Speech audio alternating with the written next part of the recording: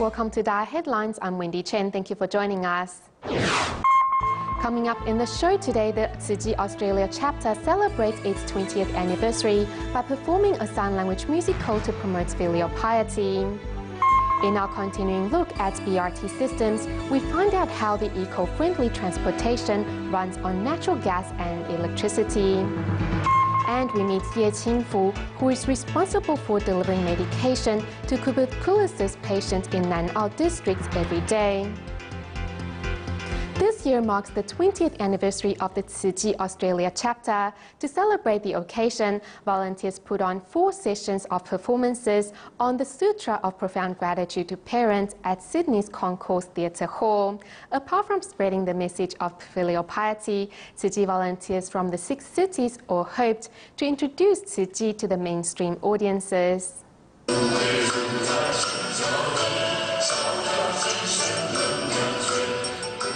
To celebrate Australia's Tzu Chi chapter's 20th birthday, Tzu Chi volunteers from 6 different regions of Australia gathered at Sydney's Concourse Theatre Hall to perform the Sutra of Profound Gratitude to Parents.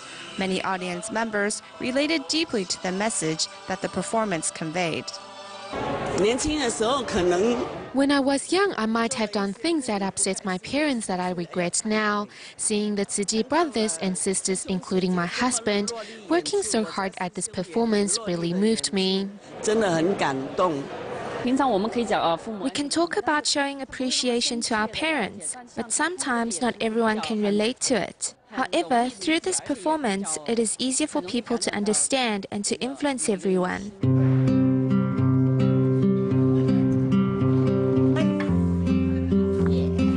Australia is known as an overall wealthy country, so it's hard to educate the rich on relieving the poor. But in the past 7,300 days, Tzu Chi volunteers have tried relentlessly, and the performances have managed to strike a chord with audience members. I thought the message was excellent, very important message, and we really enjoyed it very, very much. I've enjoyed it so much, and there were tears in my eyes as well, and happy as well. So both, lots of emotions, but it was wonderful, wonderful show. I really enjoyed it. I've never been to anything like this before. In actuality, volunteers started practicing for the performance 6 months ago, with the volunteers from Perth flying 5 hours to participate. Regardless of the distance, everyone treasures the opportunity to be able to perform the sutra for a more mainstream audience. Everyone treasures this opportunity as it's the 20th anniversary of Tzu Chi's establishment here in Australia. Last year, the Sutra of Profound Gratitude to Parents was performed in Brisbane, so it's wonderful to have another chance to volunteer backstage again this year. The Sutra of Profound Gratitude to Parents not only taught the audience members to fulfill their filial duty, but also strengthened the bond between Australia's Tzu Chi chapter and the residents of Australia. Every year, Tzu Chi will award New Shoot Scholarship to students who excel academically. In Penghu are 2 brothers, Cai Zhenliang and Cai Zhenhao, whose parents divorced when they were young, and the family's source of income is dependent on their father's odd jobs. When they return home from school, the pair also prepare dinner and does housework. To travel from Ma Gong City to Zhima village in Xiyu Township often takes up to an hour, and Tzu Chi volunteers come here at least once a month. When he returns home from school, he will be doing his homework upstairs. His father don't need to worry about him. Brothers Cai Zhenliang and Cai Zhenhao have been awarded the New Shoot Scholarship for 2 consecutive years. They have their own views on how the scholarship money should be used. I will save the money first, and when I'm in high school, this money will be used for my tuition. I will use it to buy school supplies, so we do not use our father's money to buy school supplies. As their father is working odd jobs, it is not possible for the brothers to receive additional tutoring. Thus, Cai Zhenliang will help his younger brother out on his studies. These 2 children are remarkable. They can wash clothes and cook food. They can do anything. They have been preparing their own food since they were young. Compared with children their age, the brothers have taken charge of their life since they were young. Playing basketball is their only hobby. 所以你会不会羡慕人家？不会。为什么？因为在这个家里面会觉得很温馨。 What this family has might not be a lot, but what this family does not lack is the love that they have for each other.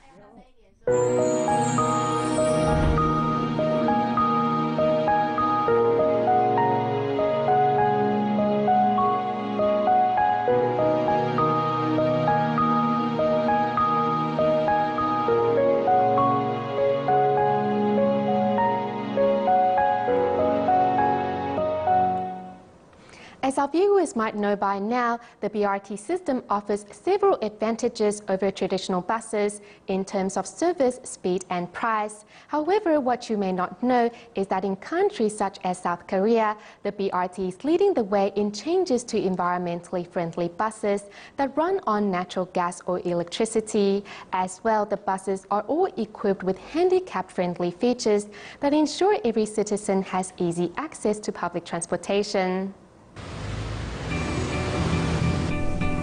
Qian Ru of Taipei, Taiwan, gets around with the assistance of a wheelchair. Today, we are going to follow her to see how well public transportation here has adapted to those like Qian Ru.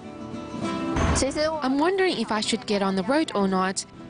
The various obstacles on the sidewalk makes it hard for Qian Ru to spot her approaching bus, and she is forced to move right up to the street. For the bus drivers, they need to stop in a way that the back doors are just right with the curb. That is a difficult thing to do. And as expected, It is stuck again. Driver, you need to go back a bit. It's only a difference of 3 centimeters. But for that 3 centimeters, the driver has to move the entire bus into place once again. on the second try, the ramp is blocked by the bus stop sign. Finally, after 3 tries, the ramp is in place, and Qian Ru can finally get on the bus. Some of the drivers will say that the bus is too full and that I should wait for the next one, as there is no space for me. Although these buses were specially designed with the handicapped in mind, due to difficulty of using their facilities, those that depend on public transportation the most have stopped using it, and the government's good intentions have come to naught. These seats can fold up, so when a handicapped gets on the bus, they can be folded up against the side here. Also, when getting off the bus, these doors will open to both sides, ensuring that those in wheelchairs won't have any problems getting through. As well, the ramp here can angle down when needed. Low-riding buses were designed with the handicapped in mind, but during rush hour, space remains a problem. To ensure that public transportation continues to meet the needs of residents, at Seoul's Transportation Operation and Information Service, a wide array of changes have been made on behalf of riders. With this disembarking notice function, you choose where you want to go. For example, we are now at Gangnam Station, and after you choose your destination at 300, 200, and 100 meters, the program will alert you that your stop is approaching. Sometimes riding the bus alone, one might not feel safe, so now there's a short SMS that can notify family members of where you are currently. Seoul's buses also use natural gas as opposed to diesel to reduce the PM index citywide. Before, all the buses used diesel fuel, and when driving, and especially when starting the bus, they would give off a lot of exhaust. Now, out of the 7,500 buses in Seoul, 7,400 run on natural gas, which means they no longer give off exhaust fumes, which is beneficial for the health of our citizens. As technology to store and compress the gas is already available, research is currently being carried out to give these buses more range. Filling up takes about 6 to 7 minutes, and with a full tank of gas, we can drive about 400 to 450 kilometers. Compared to traditional buses, we are saving 40% on energy costs. And starting in 2010, Seoul started to introduce electric buses. This is the recharging station for a BRT electric bus. The bus is recharging right now. Down here is the location of the charging outlet, and the battery is on the top of the bus. It can store up to 80,000 watts per hour. Recharging times vary depending on how empty the battery is, but usually it takes around 20 to 30 minutes and allows the bus to drive for 100 kilometers. These updates to the software and hardware of Seoul's bus system not only reduces energy dependence and pollution, but also makes public transportation an even more viable alternative for Seoul's residents. After the 3/11 earthquake in 2011, Japan Tsuji volunteers arrived at the city of Higashi Matsushima to distribute consolation cash and relief supplies. Among the quake survivors is Sugawara Michio, who is a retired member of the Japan Self-Defense Forces. In spite of being a disaster victim himself, Mr. Sugawara decided to join the volunteers' ranks. When the noodles flow through the bamboo bridge, children at the Shintona community of Higashi Matsushima City all shout for joy. In this community, every month the local residents will hold various events. 70-year-old Sugawara Michio, who used to be in the Japan Self-Defense Forces, will always capture these special moments with his cameras. The people that suffer the most after the 3/11 earthquake are the children. At first, many were happy that they were rescued. However, after a while, many felt it wasn't that great since many of their families and friends have passed away. Some of them still have nightmares. The 3/11 earthquake is something that they will never forget. Mr. Sugawara decided to record everything and ask other retired members of the Japan Self-Defense Forces to assist the Tsuji volunteers. The coordinator of our team asked Tsuji volunteers what we can do, and the volunteers said that they needed translators, so the director asked me to help out. I'm very happy to be able to be part of Tsuji. In spite of suffering from skin problems, Mr. Sugawara insists on attending various Tsuji events, including distributing consolation money to quake victims and the sign language performance based on the journey taken by Venerable Jianzhen to spread Buddhism in Japan. We felt the love and care from the volunteers and were very thankful. I performed with the Tsuji volunteers with a heart of gratitude.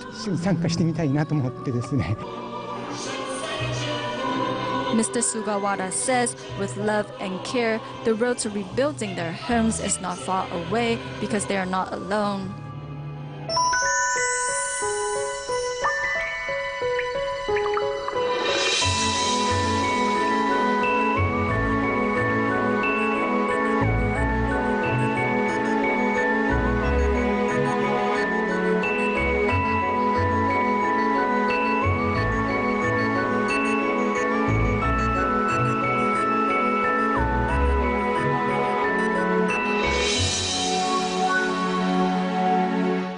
To help tuberculosis patients receive the treatment they need, the World Health Organization established a directly observed treatment short course, also known as DOTS, where an assigned staff will deliver medication to the patient each day. The disease has a 95% chance of making a full recovery and only needs a 6 to 12-month continuous treatment on the right medicine.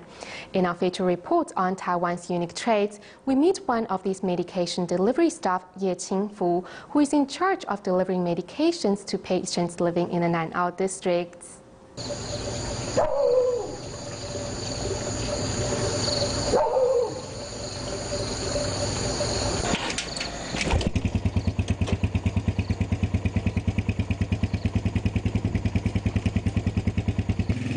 Before sunrise, Ye Qingfu puts on his jacket and gets ready to deliver medication to his assigned recipients.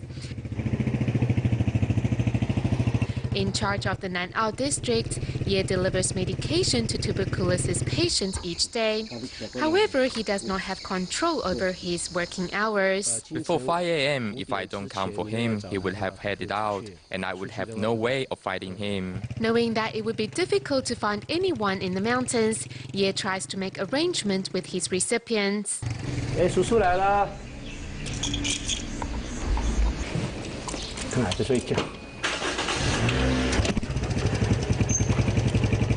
Despite getting to see these patients each day for a few minutes, Ye spent a great deal of effort in convincing each of them to begin taking the medication. Some might say, stop nagging, you are getting paid to do this. So why should I make an appointment with you? I know I will eat it myself. Secondly, they probably don't want their neighbors to know that someone is bringing them medication every day.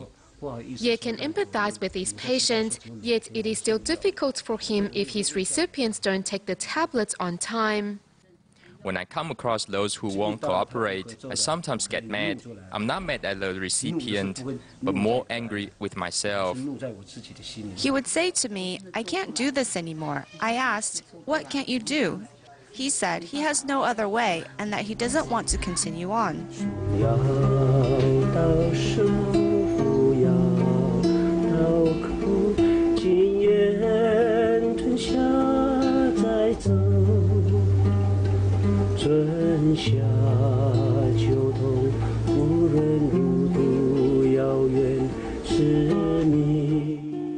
Facing the dilemma of whether to continue with his work, Ye even wrote his thoughts into a song.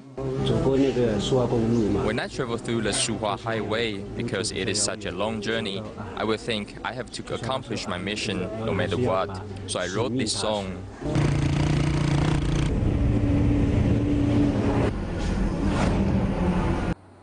The Shuhua Highway is a road that Ye must travel each day, and when the road conditions are not ideal, Ye puts his life in danger to deliver the medication. Am I worried about rainy weather? Of course, mudslides are also a worry. I've come across too many of those. It is quite dangerous when other cars are overtaking me. When not at work, Ye Qingfu goes to the beach with his guitar and sings to let out all the pent-up emotions from his work.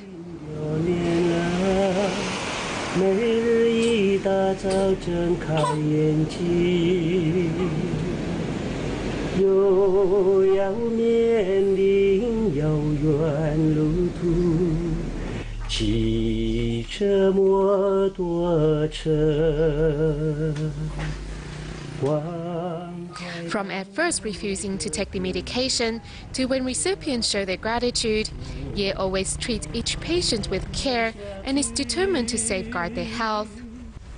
In 1953, Dr. Roland Brown arrived in Hualien, Taiwan to help those suffering from illnesses. He later established the Mennonite Christian Hospital, hoping to provide better medical services to local residents. To thank Dr. Brown for his contribution over the past 40 years, Taiwan's National Immigration Agency granted him a permanent residence visa. On October 9th, the founder of the Mennonite Christian Hospital, Dr. Brown, received his permanent residency permit from Taiwan's National Immigration Agency as a way to thank him for his contribution to Eastern Taiwan over the past 40 years. Dr. Brown gave himself selflessly and brought warmth to Hualien. Now he's getting older, so we want to reciprocate the love he gave us. Dr. Brown and his wife arrived in Taiwan when he was only 27 years old. They've moved to Hualien to help residents in rural areas. Although he became a superintendent after he established the Mennonite Christian Hospital, he never asked for pay. The love he has for Taiwan has never left us. He must be very happy because he has already fulfilled his life's mission. Now 86 years old, Dr. Brown has retired and moved back to the United States. However, he continues to fundraise for the Mennonite Christian Hospital, hoping to provide better medical services in Eastern Taiwan. In Penang, Malaysia, Tzu Chi Care recipient Ye Shou-liang has been taking care of his 3 daughters after his wife passed away in 1998. However, in 2006, Ye had a stroke that left him paralyzed and unable to work. To help the family, in 2007, Tzu Chi began providing them with both financial subsidies and emotional support. Practicing recycling with the volunteers is Ye Shou-liang. In spite of suffering from a stroke that left him paralyzed on one side, the senior treats recycling as a part of the rehabilitation. Yes, Yes, now I can walk more and am in a better mood now. When you have a stroke, your body can't really move. It is better for me to go out and see the world. I see others that are in a worse situation than me. He didn't help others by donating money, but by using himself as an example to encourage other care recipients. It is a good way to give too.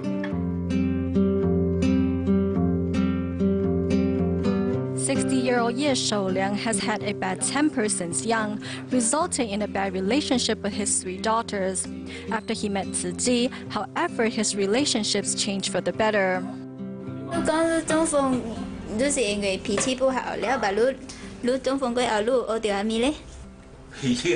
To change my temper and look at things differently. He told us that his daughters will take him out to eat. So I think their relationship has gotten better. With the encouragement of the volunteers, Ye has become a recycling volunteer. Since then, his health has been better and his perspective on life has changed too. 那什么时候开始做的嘞？欢喜嘛，高兴嘛。怎么高兴啊？我中风的时候，人家帮我，我也都可以做到是帮人家。In the future, Ye Shouliang promises to continue with volunteering and hopes to encourage more patients to face life with a positive attitude. Back in Taiwan, the darling Tzu Chi Hospital recently held an annual staff outing. Unlike other companies, these outings are about doing good deeds for society, and this year it focused on bringing care and love to the elderly people in a nursing home. As many of the participating staff did not have any experience in interacting with senior residents, Tzu Chi volunteers were asked to share their tips. Riding bicycle, these medical staff of Darling Tzu Chi Hospital set off on their journey. Unlike ordinary staff outings, these medical staff have chosen to do good deeds instead of enjoying feasts or entertainment. This year, they bring care and love to the elderly in a nursing home.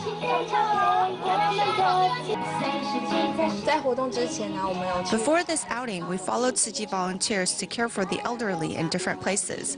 Initially, we were anxious and did not know how to interact with them. Later, we learned from the volunteers to hold the seniors' hands, and that's enough to show our affection. Some staff are busy at cleaning up and others are preparing for lunch. One staff's index finger even got a blister after she prepared too many ingredients. We had to prepare meals for 60 people, and my fingers got a blister after chopping vegetables for an hour. However, upon hearing them saying the meals were delicious, it was worthwhile. The staff prepare meals to meet various diets, including liquid, semi-liquid, and solid foods to meet the seniors' needs. Yesterday, October 10th, marked Taiwan's National Day, and at this year's annual celebration, President Ma Ying-jeou brought up a proposal to improve Taiwan's industrial structure and economic condition. The festival was also joined by 7 diplomatic representatives. We'll leave you with these images. Thank you for tuning in. Goodbye.